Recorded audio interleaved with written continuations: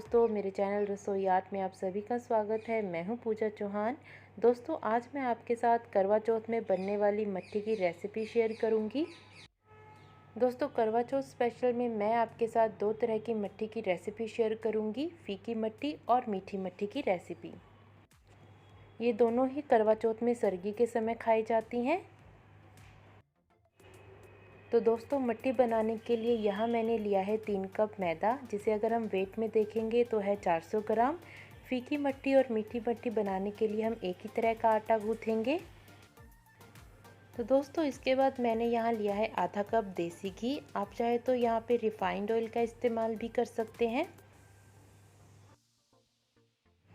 मीठी मट्ठी के लिए चाशनी बनाने के लिए यहाँ हमने लिया है 1 कप चीनी,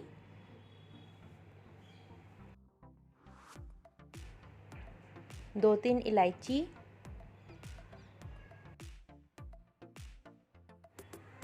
और यहाँ लिया है मैंने थोड़ा सा गुनगुना पानी।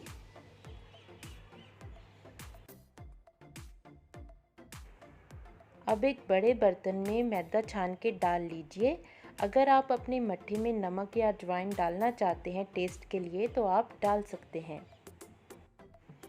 अब मैदे में आधा घी डालकर इसे उंगलियों और हथेलियों की सहायता से मिक्स करें और इसे अच्छे से गूँथें।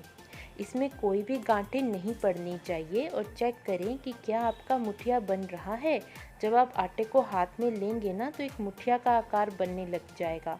तो अगर आपका मुठिया नहीं बन रहा है तो आप उसमें थोड़ा सा घी और डाल दीजिए। उसके बाद ही आप पानी का इस्तेमाल करें। मुठिया बनने के बाद हम आटे में थोड़ा थोड़ा पानी डालकर गूँथेंगे। एकदम पानी नहीं डालेंगे, थोड़ा थोड़ा पानी डाल के इसका सख्त आटा तैयार करेंगे।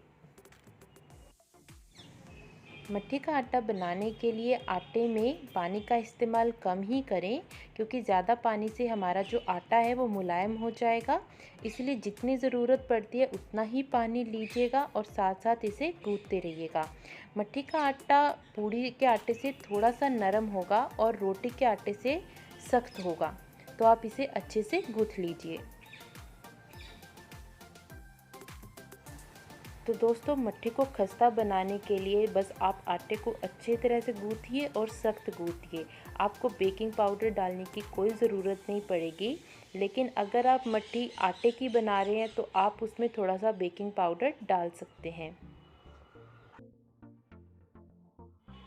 तो दोस्तों, ये हमने मट्ठी का आटा अच्छे से गूँथ लिया है। अब इस आटे को हमने करीब 15 से 20 मिनट कपड़े से अच्छे से ढक के रख देना है।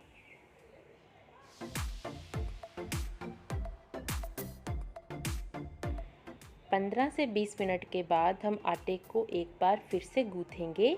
हम इसे तकरीबन 3 से 4 मिनट तक के लिए अच्छे से गूँथेंगे और गूँथने के बाद हम आटे की लोइयाँ बना लेंगे। लोइयाँ आप अपने चॉइस के अकॉर्डिंग छोटी बड़ी किसी भी साइज़ की बना सकते हैं। आपको किस साइज़ की मट्ठी पसंद है, अगर आपको बड़ी मट्ठी पसंद है या छोटी मट्ठी पसंद है तो आप उसके अकॉर्डिंग लोई ले सकते हैं।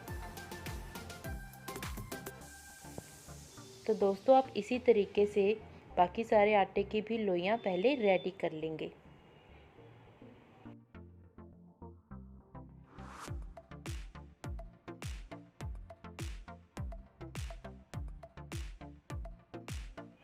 तो दोस्तों, ये हमारी लोइयाँ बनके तैयार हैं। हमारी करीब 7 लोइयाँ बनके रेडी हो चुकी हैं।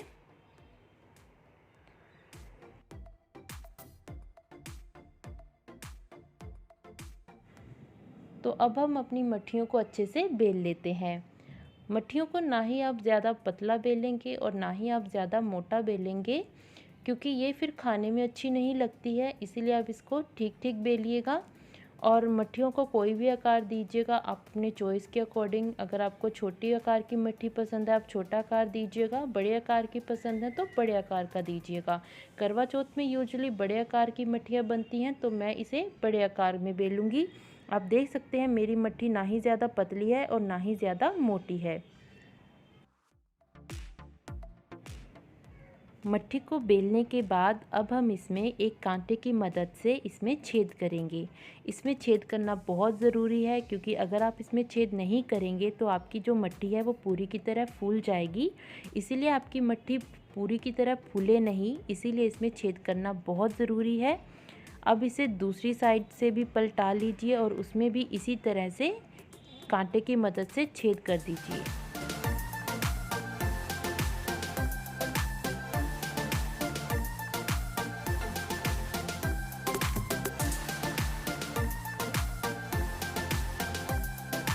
तो ये देखिए, इस तरीके से हम अपनी मट्ठी बनाएंगे।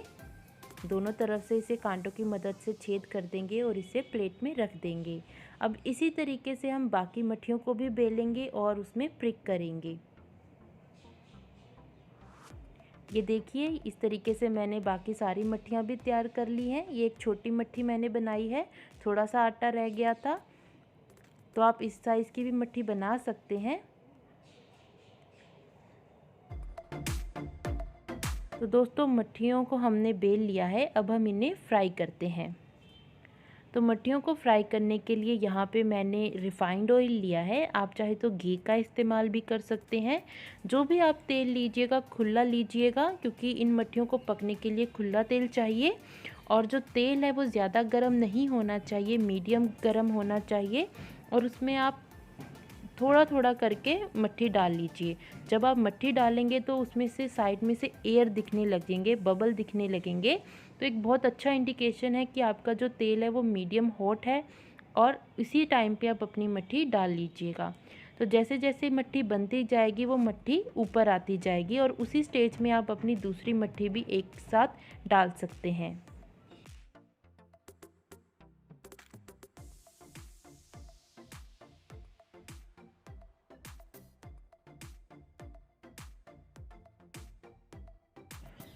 तो दोस्तों, मट्ठी बनाने के लिए हम गैस की फ्लेम को लो टू मीडियम पे ही रखेंगे।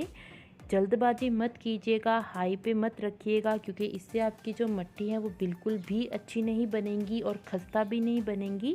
तो इसीलिए गैस की फ्लेम को लो टू मीडियम ही रखिएगा।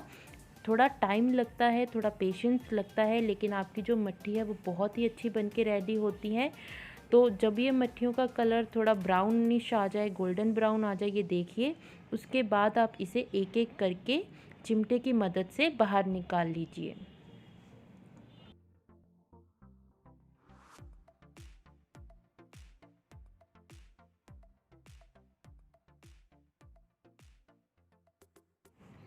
तो दोस्तों, इसी तरीके से हमने बाकी मट्ठी भी फ्राई कर लेनी है। इस पे लो टू मीडियम पकाने का मतलब यही है, अगर आप धीमी आंच पे अपनी मट्ठियों को पकाएंगे तो आपकी जो मट्ठियाँ हैं वो ज़्यादा क्रिस्पी और ज़्यादा कुरकुरी बनेंगी और खाने में भी बहुत अच्छी लगेंगी।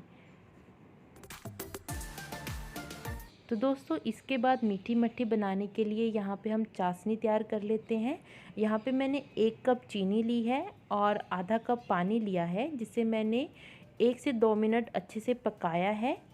पानी में बॉईल आने के बाद इसमें मैंने डाल दी है थोड़ी सी इलायची। आप चाहे तो यहाँ पे केसर का इस्तेमाल भी कर सकते हैं। अब इसे 3 से 4 मिनट अच्छे से पकाएंगे।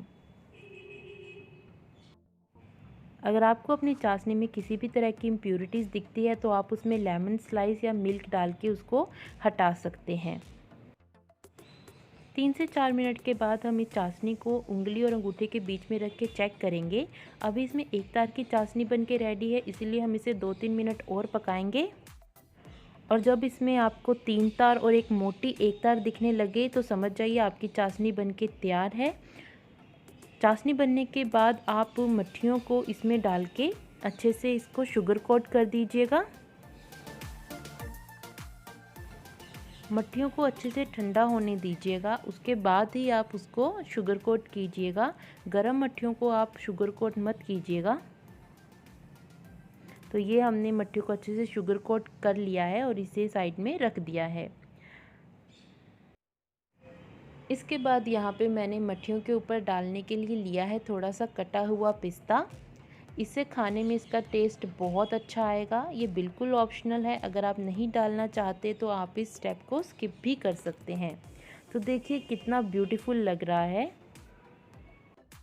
तो ये हमारी मीठी मट्ठी बनके रेडी है और इसी तरीके से हमारी फीकी मट्ठी भी बनके रेडी है, जो कि बहुत ही क्रिस्पी बनी है। मैं आपको इनकी आवाज़ सुनाती हूँ।